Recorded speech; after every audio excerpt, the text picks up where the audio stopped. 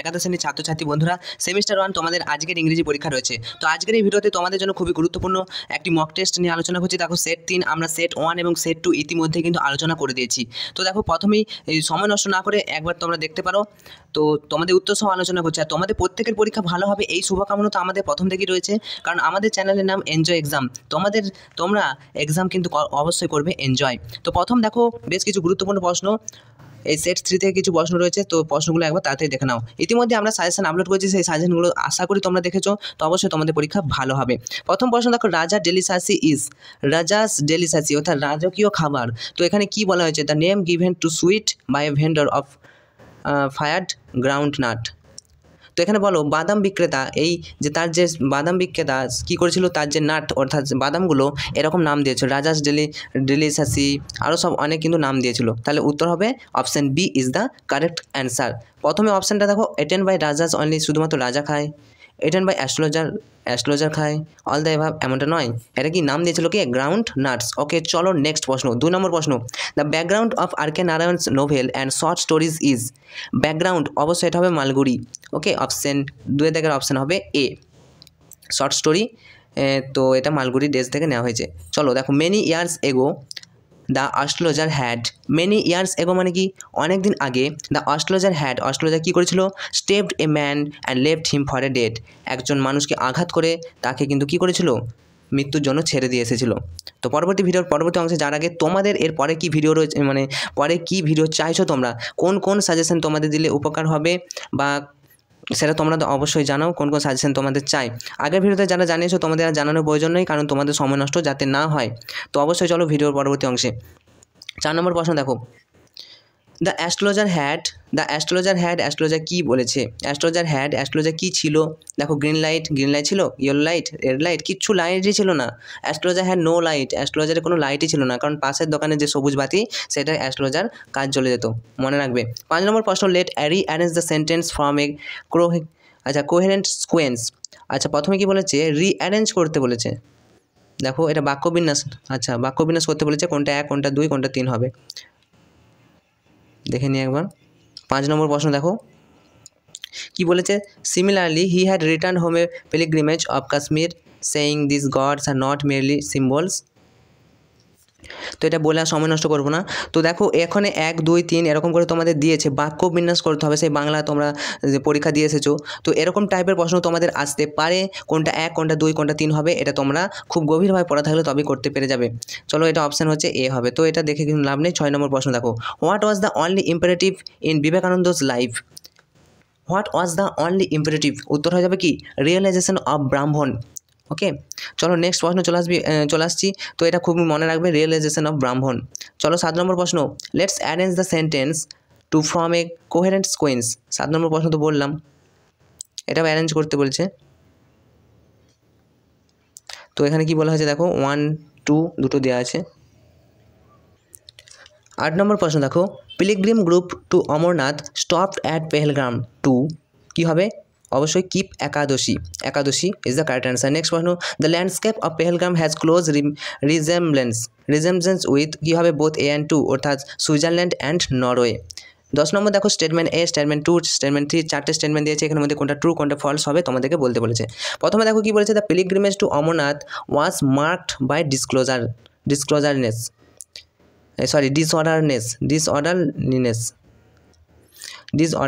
তো এখানে দেখো কি বলেছে, the pilgrimage of Amarnath has marked by disorderliness. তো এখানে কোনটা হবে? অপশন এ, অর্থাৎ স্টেটমেন্ট এ কী হবে? স্টেটমেন্টে অবশ্যই ট্রু হবে, সত্য হবে। বলছে দেয়ার ওয়াজ চাউজ, কী হবে? এটাও কিন্তু সত্য হবে। দ্য তহসিলদার অ্যাকম্পানাইড দ্য ট্রুপ, এটাও কিন্তু সত্য হবে। এবং দ্য ট্রিপ এন্ডেড বাই একাদশী, অর্থাৎ এটা কিন্তু মিথ্যা হয়ে যাবে। ওকে, চলো নেক্সট পোয়েট্রি থেকে। এবারে পোয়েট্রি থেকে তোমাদের কী কী প্রশ্ন আসতে পারে একবার তাড়াতাড়ি দেখে নাও। প্রথম প্রশ্ন দেখো, উইলিয়াম ওয়ার্ডসওয়ার্থ কম্পোজড আপন Westminster bridge while going to, কোথায় গিয়েছিল? অবশ্যই ফ্রান্সে গিয়েছিল। 12 নম্বর প্রশ্ন, তো অপশন ওয়াইজ ফ্রান্স হবে। Okay, the sun rays were beautiful cast on, কী হবে? ভ্যালি, রক অর হিল, পাহাড়, উপত্যকা এবং পর্বত। তো এগুলো কী বলছে? দ্য সান রেজ অর্থাৎ সূর্যের কিরণ পড়েছিল। ওকে, এটা মনে রাখবে। নেক্সট প্রশ্ন 13 নম্বর প্রশ্ন, আপন Westminster bridge is composed in 1800 1802 খ্রিস্টাব্দে এটা কম্পোজ করা হয়েছে, মনে রাখবে। আর 14 নম্বর প্রশ্ন দেখো, dash refer by happiness by কী আছে বিসফুলনেস অফ এ নিউলি, উত্তর কী হবে bridal laughter. Bridal laughter refers to happiness and blissfulness of a newly wed bride. বিবাহিত যুবতীর হাসির কথা বলা হয়েছে এখানে। নেক্সট প্রশ্ন 15 নম্বর প্রশ্ন, the bangles which are meet for a bride on her bridal morn have a colour of fields of sunlit corn. খুবই গুরুত্বপূর্ণ এই প্রশ্নটা, বারবার এটা প্রশ্নটা রিপিট হচ্ছে। The bangles which are meet for a bridal on her bridal morn, অর্থাৎ প্রভাতের সকালবেলায় ব্রাইডাল অর্থাৎ সেই কী বলবো বিবাহিত বা বিয়ের কনের, তো এখানে কি বলছে ফিল্ড অফ সানলাইট কর্ন, এখানে সানলাইটের যে ভুট্টা ক্ষেত্রের সাথে তুলনা করা হয়েছে, একটু মনে রাখবে এটা। চলো 16 নম্বর প্রশ্নে চলে আসছি আমরা। The speaker of the poem the Bengal sailor is, the speaker of the poem the Bengal sailor is, কী হবে বেঙ্গল সেলার, উত্তর হবে বেঙ্গল সেলার। এখানে যে বক্তা তিনি নিজেই কিন্তু একজন বেঙ্গল সেলার, এই কবিতার বক্তা। ওকে, 17 নম্বর প্রশ্ন কেস এ বলেছে দেখো, young girl attending the festive event which Bengal will be most suitable on her festive event. তো একজন যুবতী মহিলা কি বলেছে অ্যাটেন্ডিং একটা ফেস্টিভ ইভেন্ট অর্থাৎ একটা কোনো ইভেন্টে গেল, তো which bangle are most suitable of her, কোন বেঙ্গলিটা মানে কোন চুড়িটা তার জন্য সেরা হবে, উত্তর হবে কি silver and blue like the mountain mist. পোয়েমে এমনটাই বলা আছে যে silver and blue like the mountain mist young girl attending the festive event, এটা কিন্তু তার জন্য সুইটেবল হবে, মনে রাখবে silver and blue the mountain mist. 18 নম্বর প্রশ্ন, the falcon can not hear the falconer, উত্তর কী হবে তো ফ্যালকনার। তারপরে দেখো things fall apart the dash can not hold, choose the correct alternative, এখানের মধ্যে কোনটা হবে, তো এখানের মধ্যে সবগুলো মিলছে না, টাইট ক্যান নট হোল্ড হবে না, তাহলে option none of the above হবে। 19 নম্বর প্রশ্ন, what kind of shape does the word gyre referred in the poem the second coming, উত্তর হবে কি সার্কুলার।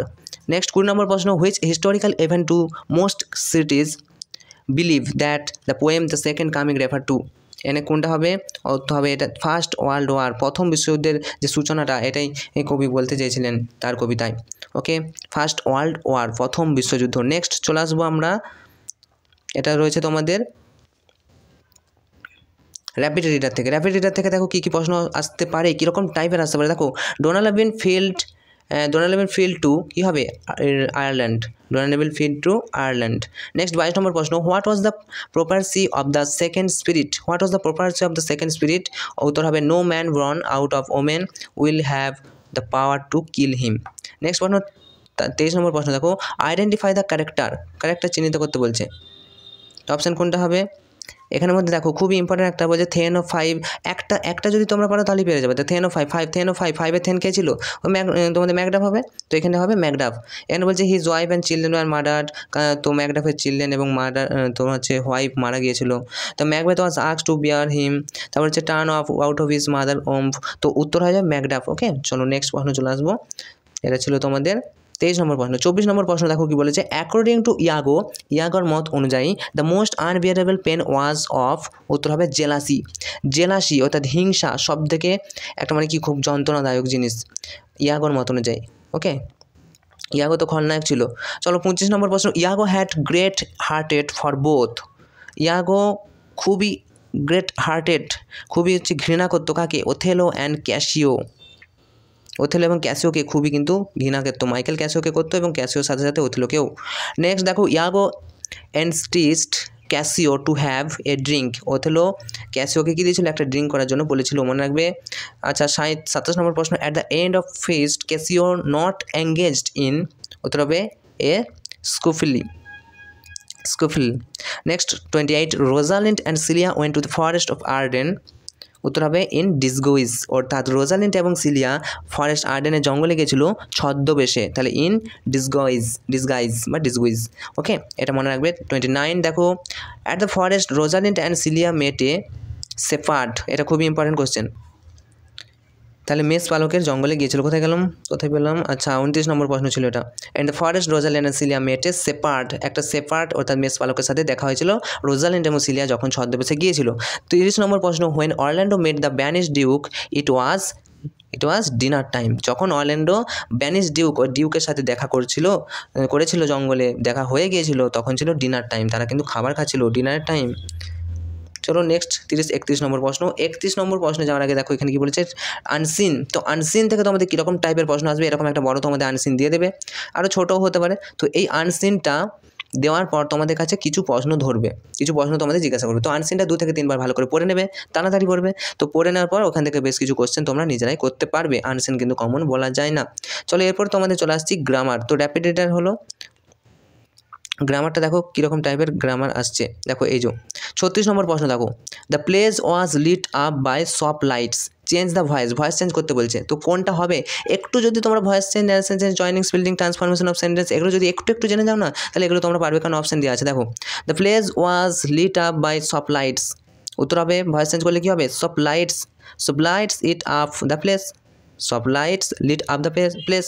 নেক্সট 37 নম্বর প্রশ্ন, it was a be will running criss of light rays, make it negative, নাবাচক বাক্যে পরিণত করতে বলছে। It was nothing but be wall running criss of light rays. 38 নম্বর প্রশ্ন দেখো, you look so carry on, খুবই উদ্বিগ্ন দেখাচ্ছে। It will do you good to sit down for a while, তুমি কিছুক্ষণ বসে থাকো, তাহলে এটাই তোমার ভালো হবে। জয়েন ইন্টু কমপ্লেক্স সেন্টেন্স হতে জটিল বাক্যে পরিণত করো। কী হবে উত্তরটা, দেখো উত্তর হবে বোথ এ অ্যান্ড বি, অর্থাৎ এ অ্যান্ড বি দুটোই হবে। তাহলে এটা দেখো, it will do you good to sit down for a while because, কারণ you look a carry on. আচ্ছা আবার দেখো বলছে as you look so carry on, যেহেতু তোমাকে খুবই উদ্বিগ্ন দেখাচ্ছে, it will do you good to sit down for a while, তাহলে তোমাকে বসে থাকাই উচিত। তো দুটোই কিন্তু হচ্ছে, এরকম টাইপের প্রশ্ন আসতে পারে। 39 প্রশ্ন দেখো, there are too much feeling of delighted, congratulation, interrogative সেন্টেন্সে পরিণত করতে বলছে, প্রশ্নবোধক। কী হবে, was not there too much feeling of delighted congratulation. দেখো নেক্সট 40 নম্বর প্রশ্ন তথা আজকে শেষ প্রশ্ন, I can not remember yet, আমার মনে পড়ছে না ঠিক, ব্রিলিগেন্স অফ দ্য লাইট, এখানে বলছে রিপ্লেস দ্য আন্ডারলাইন, রিমেম্বারের আন্ডারলাইন কী হবে, কল আপ। ওকে, কল আপ মানে মনে করা, বা রিমেম্বার মানেও কিন্তু মনে করা। তো এই ছিল তোমাদের জন্য বেশ কিছু শেষ মুহূর্তের গুরুত্বপূর্ণ প্রশ্ন ও উত্তর। তো অবশ্যই আমাদের যে সাজেশনগুলো একবার হলেও ফলো করে যাবে, আর তো তোমাদের হাতে সময়ও নেই, তো অবশ্যই সাজেশনগুলো ফলো করবে, প্লাস পরীক্ষা তোমাদের ভালো হবে এই শুভকামনা জানাই। আজকের মতো ভিডিওটা এখানেই শেষ করছি। তোমাদের পরবর্তীতে সাজেশনের জন্য অবশ্যই চ্যানেলে নতুন হলে চ্যানেলটা সাবস্ক্রাইব করে পাশে থাকা নোটিফিকেশান অল সিলেক্ট করে রাখতে পারো। তো enjoy exam, all the best.